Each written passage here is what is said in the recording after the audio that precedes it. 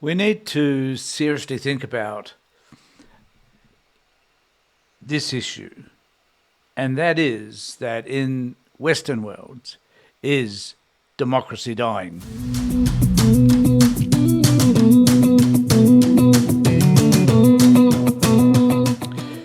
Earlier today, I was perusing my YouTube channels, the ones I'd subscribed to, of which apparently appears to be quite a few.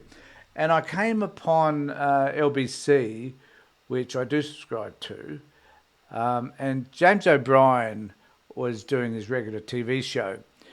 And he talked about the growing concern that there is that young people in particular fear that, or no, not fear, they no longer believe that a democracy is the answer to their ills. In fact, they tend to now believe that a strong man, someone in the mould of Trump or Putin or Erdogan or any of these other dudes, are the sort of people that could be governing the country in their best interests.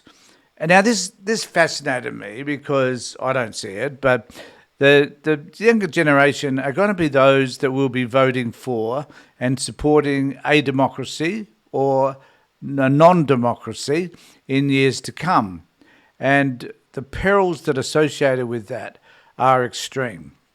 So I wanted to think a little bit more about this. And fortunately, in The Guardian today, I came upon an article which explains how this has happened and what it is that we need to be aware of. So I wanted to bring this article to you so that we could discuss it and perhaps better understand this phenomenon, which is going to impact all of us. So the article is entitled, "Young People Are Abandoning Democracy for Dictators." And the writer, Owen Jones, says, "I can understand their despair." And he goes on to indicate that democracy is dying across the globe.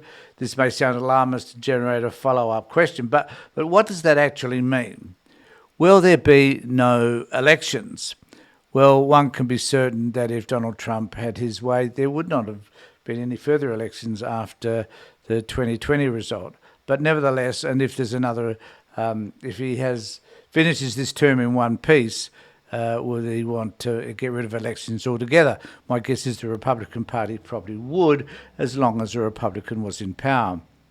Goes on to say, if these are the metrics, then Vladimir Putin's Russia remains a democracy. 6 political parties are represented in the State Duma, that's their federal parliament, and there are more than 20 registered political parties. Well, as you probably understand, Russia is no democracy. Indeed, it is a nation veering past authoritarianism and into totalitarianism, with more Russians being persecuted for political activity since the days of Joseph Stalin.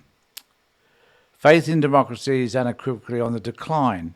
A new study finds that a fifth of Britons under 45 believes that the best system for running a country effectively are a strong leader who doesn't have to bother with elections, compared with 8% of their older counterparts. That mirrors the other findings across the world.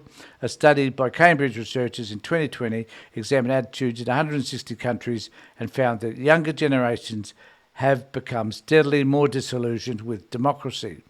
And according to the Pew Research Centre, nearly 2/3 of citizens in 12 high-income nations were dissatisfied with democracy in 2024, up from just under half in 2017.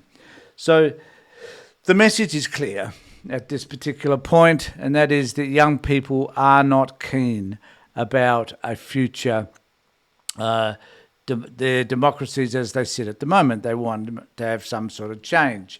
And the reasons for this is that it's difficult to buy a home, cost of living is high, people have high student debt, so things do not seem to be improving with them. And the left needs to become more assertive around what it can offer people, as opposed to what the right says that they're going to offer people through their strong men. I mean, the irony of all of that is that Trump is building an oligarch similar to Russia.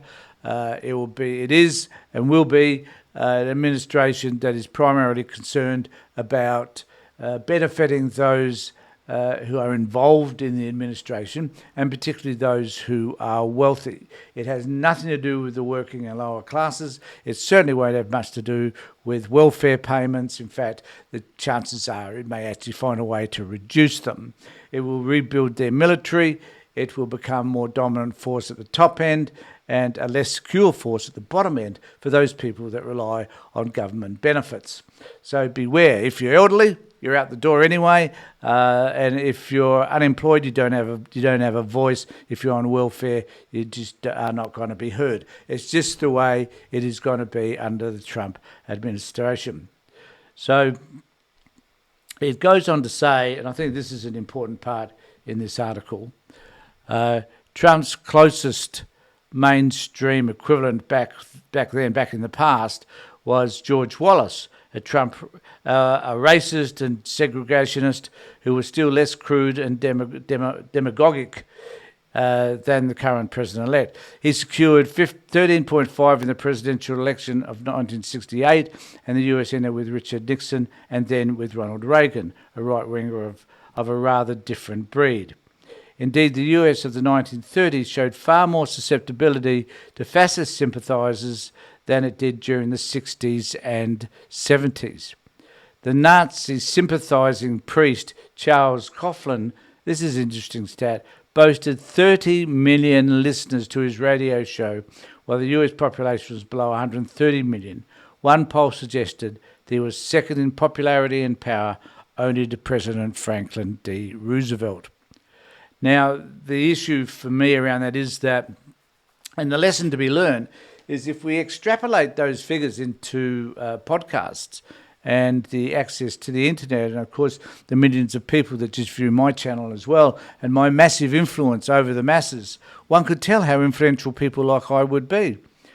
But there are certain people out there who do have massive influence because of the internet. And I was listening today to a conversation on the Bulwark in relation to Andrew Tate, and how Andrew Tate has touting himself as Prime Minister of the UK. And then I think, well, you know, some people are saying that Tommy Robinson should be as well. And I can't help but think, where are we going when we want to elect, not that we want to elect, but when someone such as the extreme misogynist, violent, abusive, rapist individual such as Andrew Tate, and then someone like who's just purely racist and evil such as Tommy Robinson, have been touted by certain groups of the population as being future leaders of their country. Well, you know, to be fair, in the United States, you poor bastards, you've elected a misogynistic, alleged sexual assaulter, a fraudster, a convicted felon. So is this indicative of where the Republican Party and where politics stands generally these days? I fear it might be, and that we need to find ways to be able to address some of these issues, because the world that our children will inherit and our grandchildren will be devastatingly different to the world that we've had the fortune of living in. It goes on to say in this article, I'll just finish off with this. So what's changed? The shadow of the fascist experience of the 30s, which led to the genocidal war of annihilation, has lost its power. The stigma of dictatorship and far-right extremism has diminished. American voters of the 70s might have been profoundly disillusioned, but they would have looked at Trump and fretted that he had too much of a whiff of a Mussolini, too much of an echo of a Hitler. This fear no longer applies. Democracy under capitalism has always been heavily curtailed by corporate interests and plutocrats who have enjoyed the greatest power than the average voter. And how true is that? When capitalism falls into crisis, as it did in 2008, its profound flaws generate popular fury. The question is, who harnesses this? One major danger is that the ascendant far right has developed a devastatingly successful social media strategy, radicalising every growing number of followers, while the left is light years behind. People are right to be engaged, but the anger is being directed to all the wrong targets. Faith in democracy is crumbling because of a failed economic system, and unless convincing answers to this crisis are offered, they may prove fatal.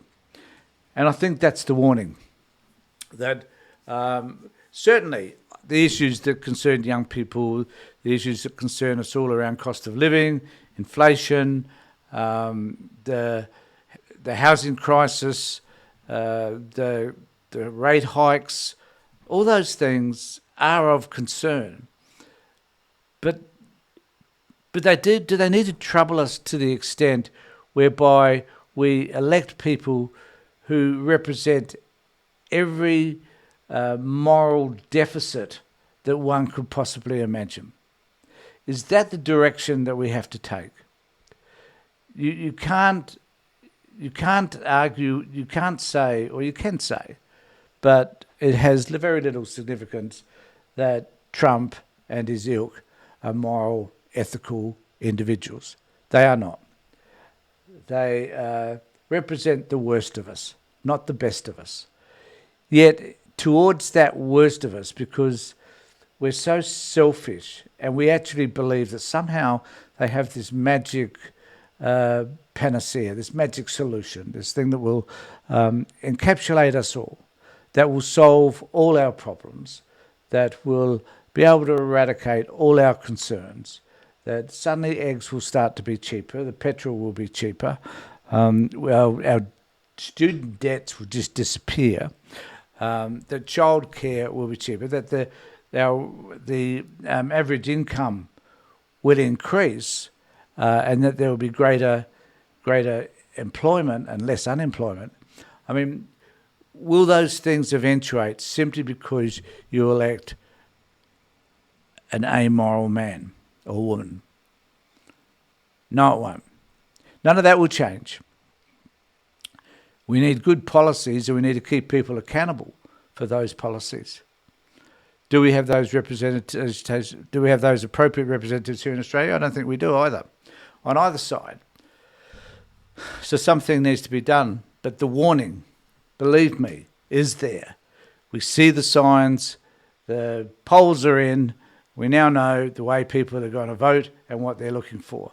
And none of it looks good. Please remember to subscribe to my channel, ring the bell for further notifications. Let me know what you think in the comment section below. Is democracy dying? Thanks for being with me. Take care, look after yourselves, and more importantly, be safe.